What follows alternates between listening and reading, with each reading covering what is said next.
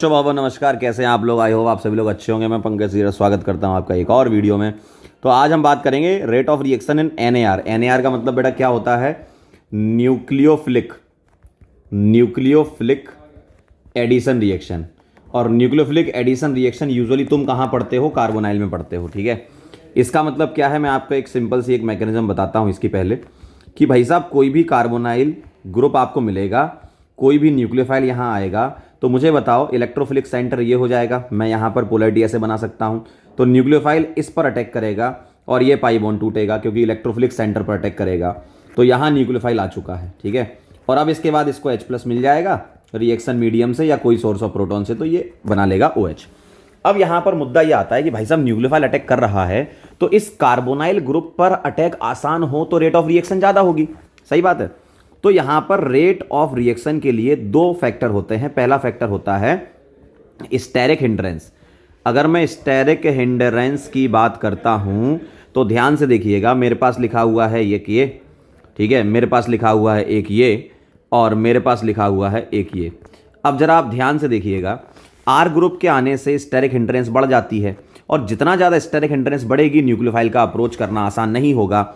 तो मेरा आंसर ये आने वाला है। और फॉर्मेल्डिहाइड बहुत तेज रिएक्ट करता है NAR में, और यूजुअली देखा जाए तो एल्डिहाइड की रेट ऑफ रिएक्शन कीटोन से ज़्यादा होती है इन NAR रिएक्शन स्टेरिक रीजन की वजह से। सर इसको ना एक और तरीके से भी एक्सप्लेन कर सकते हैं। सेकंड तरीका होता है इलेक्ट्रोफिलिसिटी, है ना। दोनों ही तरीके सही हैं। कभी कभी स्टेरिक हिंड्रेंस नहीं लगेगा तो इलेक्ट्रोफिलिसिटी लगा कर पे ही आप सॉल्व कर सकते हो। सर ये इलेक्ट्रोफिलिसिटी क्या होती है? ये होती है इलेक्ट्रॉन पाने की चाहत। इलेक्ट्रॉन पाने की चाहत को हम बोलते हैं इलेक्ट्रोफिलिसिटी।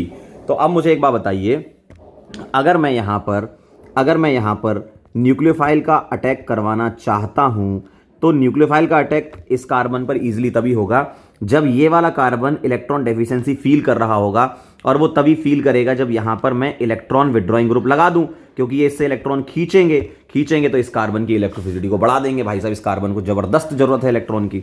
इसका मतलब ये है कि रेट ऑफ रिएक्शन जो है वो डायरेक्टली प्रोपोर्शनल हो जाएगा इलेक्ट्रोफिलिसिटी के। सही बात है, इलेक्ट्रोफिलिसिटी के। और इलेक्ट्रोफिलिसिटी वो डायरेक्टली प्रोपोर्शनल होगा इलेक्ट्रॉन विड्रॉइंग ग्रुप, और इनवर्सली प्रोपोर्शनल होगा इलेक्ट्रॉन डोनेटिंग ग्रुप। जैसे इलेक्ट्रॉन विड्रॉइंग ग्रुप में -M -H -I वाले, और डोनेटिंग में +M +H और +I वाले, ठीक है। तो आप इस वाले एग्जाम्पल को इससे भी एक्सप्लेन कर सकते हैं कि भाई साहब R जो है वो इलेक्ट्रॉन डोनेटिंग है, तो इलेक्ट्रोफिसिटी कम हो जाएगी तो रेट ऑफ रिएक्शन कम हो जाएगी।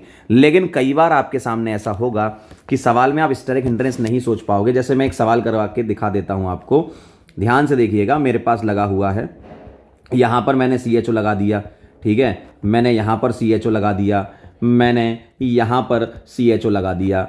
अब आप ध्यान से देखिए, यहाँ पर डिफरेंट ग्रुप्स आपको दिख रहे हैं।